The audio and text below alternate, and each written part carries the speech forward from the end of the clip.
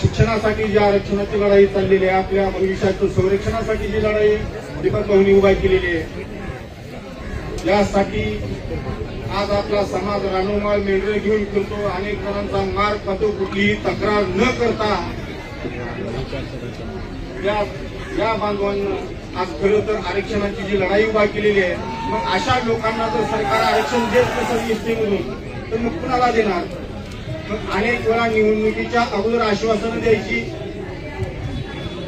आरक्षणाचं गाजर दाखवायचं, असं प्रत्येक समाजाच्या तोंडाचं पानं पुसण्याचं काम अनेक सरकारांनी केलेलं आहे, पण खरा प्रश्न सोडवण्याचं काम कुणाही हरामखोरांनी केलेलं नाही. म्हणून समाजानं सुद्धा एकजुटीनं, एक माणुसकीनं, एक आपला खरा माणूस या ठिकाणी लढा देतोय, मरतोय, त्यांच्या पाठीमागं खंबीरपणानं उभं राहिलं पाहिजे, हीच भूमिका मी या ठिकाणी मांडतो. आपले सुद्धा समाजामधले राजकीय जोडे उतरणारे, चाटणारे अनेकांनी पाहिलेले, परंतु समाजासाठी एखादं नेतृत्व खऱ्या अर्थानं तयार होतं आणि त्या नेतृत्वाच्या प्रामाणिक भावनेच्या पाठीमागं आपण खंबीरपणानं उभं राहिलं पाहिजे, तर समाजाला न्याय मिळत असतो.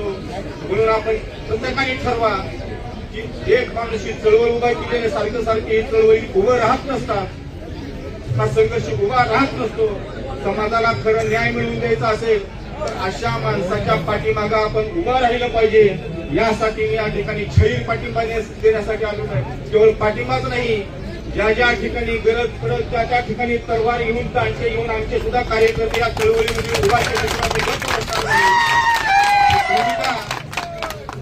या पुढच्या काळामध्ये आपण सर्वांनी घेतली पाहिजे. एकमेकाला सहकार्य आपण केलं पाहिजे. जात पात नंतर आहे, परंतु प्रत्येकाने माणुसकी धर्म हा पाळला पाहिजे, प्रत्येकाला न्याय मिळाला पाहिजे, गरिबांच्या पाठीमागे आपण उभं राहिलं पाहिजे. म्हणून आपण दीपक भाऊच्या पाठीमागे खंबीरपणानं उभं राहावा. अखिल भारतीय छावा संघटना धनगर आरक्षणासाठी एसटी मध्ये गेला पाहिजे, यासाठी सर्व पद्धतीनं आम्ही तुमच्या पाठीमागे खंबीरपणानं उभं आहोत. आई तुळजाभवानी आपल्या या लढ्याला यश देऊ, हीच या ठिकाणी मी भावना व्यक्त करतो आणि थांबतो. जय हिंद, जय महाराष्ट्र, जय छावा.